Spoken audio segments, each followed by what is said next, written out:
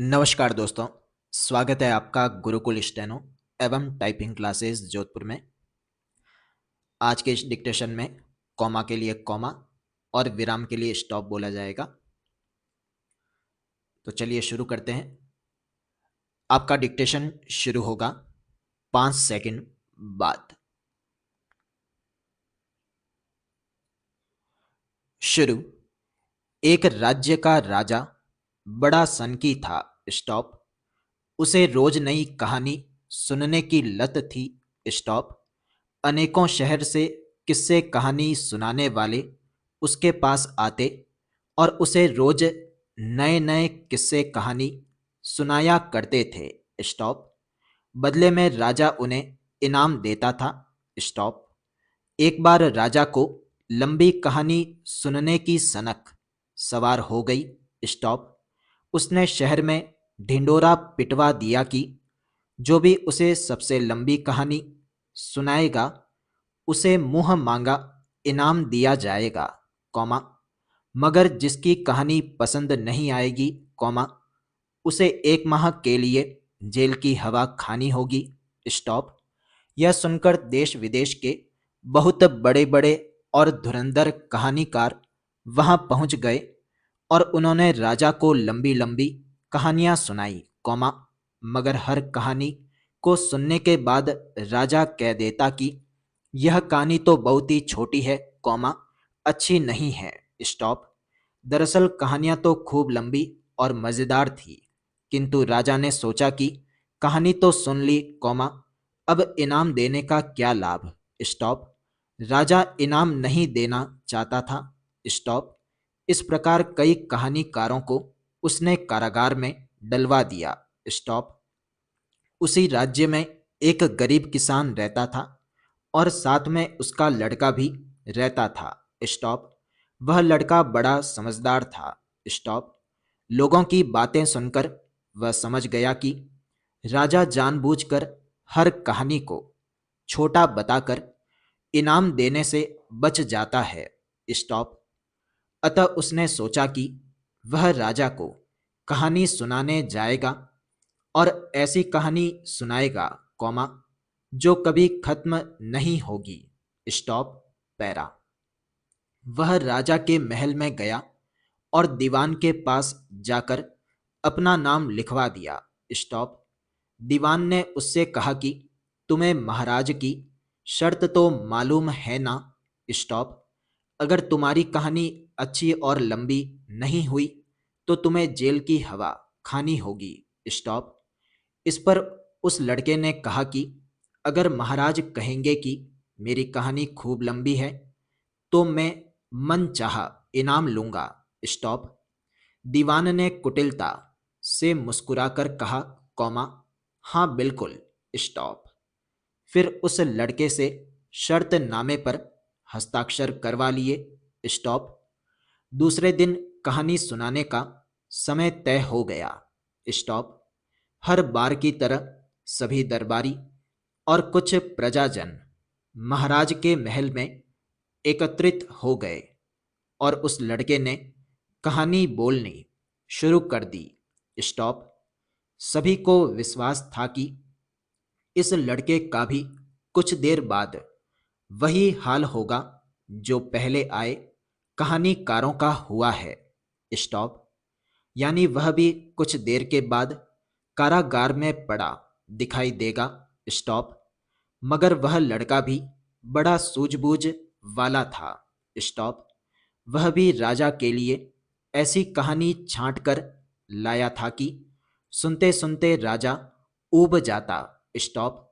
राजा ने उस लड़के से पूछा कि क्या तुम कहानी सुनाने को तैयार हो, प्रश्नवाचक। उसने उत्तर देते हुए कहा कि हाँ महाराज। स्टॉप। फिर राजा ने कहानी सुनाने का आदेश दिया। स्टॉप। आदेश पाते ही उस लड़के ने कहानी सुनानी शुरू कर दी। स्टॉप। पैरा। महाराज, कॉमा, एक गांव में एक किसान था। स्टॉप। उसका बहुत बड़ा खेत था। स्टॉप। उसने अपने खेत में ज्वार की फसल बोई हुई थी। स्टॉप। खेत के पास ही एक पेड़ पर हजारों शैतान चिड़िया रहा करती थीं, कौमा, जो किसान के खेत में जाकर बीज खा लिया करती थीं। स्टॉप। एक दिन किसान ने सोचा कि मैं अपने खेत की खुद रखवाली करूंगा और जब चिड़ियों का झुंड आएगा तो जाल डालकर पकड़ लूंगा। स्टॉप। मगर महाराज वे भी बड़ी चालाक थीं, कौमा, वे उसकी चाल समझ गईं और उन्होंने एक योजना बनाई। स्टॉप। उसी योजना के तहत एक चिड़िया खेत में आई, कौमा, उसने बीज चुगा और उड़ गई। स्टॉप। महाराज ने उत्सुकता से पूछा, कौमा, फिर? स्टॉप। फिर दूसरी चिड़िया आई, कौमा, उसने भी बीज चुगा और उड़ गई। स्टॉप। तीसरी आई। स्टॉप। उसने भी बीज चुगा और उड़ गई। स्टॉप। राजा ने उबासी ली। स्टॉप। फिर चौथी आई, कौमा, उसने भी बीज चुगा और उड़ गई। स्टॉप। फिर पांचवी आई, कौमा, वो भी उड़ गई। स्टॉप। राजा ने कहा, ठीक है, कौमा, आगे क्या हुआ? प्रश्नवाचक। उसने कहा कि अभी पहले सभी को आने दें महाराज, कौमा, कहानी तभी आगे बढ़ेगी। स्टॉप। फिर छठी आई, कौमा, वो भी उड़ गई। स्टॉप। महाराज ने कहा कि चलो मान लिया, कौमा, सभी आ गई और उड़ गई। स्टॉप। फिर क्या हुआ? प्रश्नवाचक। उस लड़के ने कहा कि नहीं महाराज, स्टॉप, सारी चिड़ियां अभी नहीं आएंगी, कौमा, एक एक करके आएंगी। स्टॉप। सातवीं आई और वो भी उड़ गई। स्टॉप। पैरा। अब राजा उसकी चतुराई समझ गया कि यह महीनों तक एक एक करके चिड़िया उड़ाता रहेगा और यह कहानी कभी खत्म नहीं होगी। स्टॉप।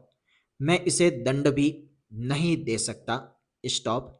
मगर यह बहुत समझदार लड़का है, कौमा, इसलिए इसकी कहानी सबसे लंबी बताकर इसे मुंह मांगा इनाम देने में ही भलाई है। स्टॉप। यह सोचकर महाराज ने कहा कि ठीक है, कौमा, अब एक एक करके चिड़िया उड़ाना बंद कर दो। स्टॉप। मैं समझ गया कि तुम्हारी कहानी सबसे लंबी है। स्टॉप। अब तुम बता दो कि तुम क्या इनाम चाहते हो? प्रश्नवाचक। इस पर उस लड़के ने कहा कि महाराज, कौमा, मेरा इनाम यही होगा कि आप कारागार में पड़े सभी कहानीकारों को रिहा कर दें और उन्हें इनाम देकर विदा करें। स्टॉप। महाराज, कौमा, किसी भी कलाकार को बिना कारण सताने या उसे दंडित करने से राजलक्ष्मी नाराज हो जाती है और जहां ऐसा होता है, कौमा, वहां का राज्य और राजा दोनों ही नष्ट हो जाते हैं। स्टॉप। मैं चाहता हूं कि हमारे राज्य पर ऐसी विपदा कभी नहीं आए। स्टॉप। पैरा। उस लड़के की बात सुनकर राजा न केवल प्रभावित हुआ, कौमा, बल्कि अपनी करनी पर शर्मिंदा भी हुआ। स्टॉप। उसने किसी मंत्री के ऐसी सलाह नहीं दी थी। स्टॉप। इसका मतलब है कि वे सभी चापलूस हैं और उनकी हाँ में हाँ मिलाते हैं। स्टॉप। मंत्री का कर्तव्य है कि वह राजा को उचित सलाह दे, कौमा, मगर यह काम इस गरीब लड़के ने किया। स्टॉप। राजा ने कहा कि हम वचन देते हैं कि सभी कलाकारों को छोड़ दिया जाएगा, कौमा, मगर तुमने अपने लिए तो कुछ मांगा ही नहीं। स्टॉप। उस लड़के ने मुस्कुराकर कहा कि महाराज, कौमा, हमारे राज्य में खुशहाली रहे, कौमा, आपका यश बढ़े, कौमा, यही मेरा इनाम होगा। स्टॉप। राजा उसकी बातें सुनकर बड़ा ही खुश हुआ और उसे शाबाशी देते हुए कहा कि तुम जैसे समझदार व्यक्ति को तो हमारा सहायक होना चाहिए। स्टॉप। तुम आयु में छोटे अवश्य हो, कौमा, किंतु सच्चे देशभक्त हो। स्टॉप। हम इसी समय से तुम्हें अपना मंत्री नियुक्त करते हैं। स्टॉप। इस प्रकार वह गरीब लड़का अपनी सूझबूझ, साहस और सत्य के बल पर राज्य का प्रधानमंत्री बन गया। स्टॉप। इसीलिए कहा गया है कि सत्य कहने से कभी नहीं डरना चाहिए और कैसी भी परिस्थिति हो, सूझबूझ से काम लेना चाहिए। स्टॉप। जिन विद्यार्थियों ने गुरुकुल की ऑनलाइन टेस्ट सीरीज या लाइव क्लास स्पीड बैच की सदस्यता ले रखी है, वे इस डिक्टेशन का गुरुकुल की वेबसाइट gurukulsteno.com पर जाकर कर सकते हैं, जहाँ पर आपकी कॉपी स्वतः ही यानी ऑटोमेटिक चेक हो जाएगी और आपकी गलती आपको पता चल जाएगी। धन्यवाद।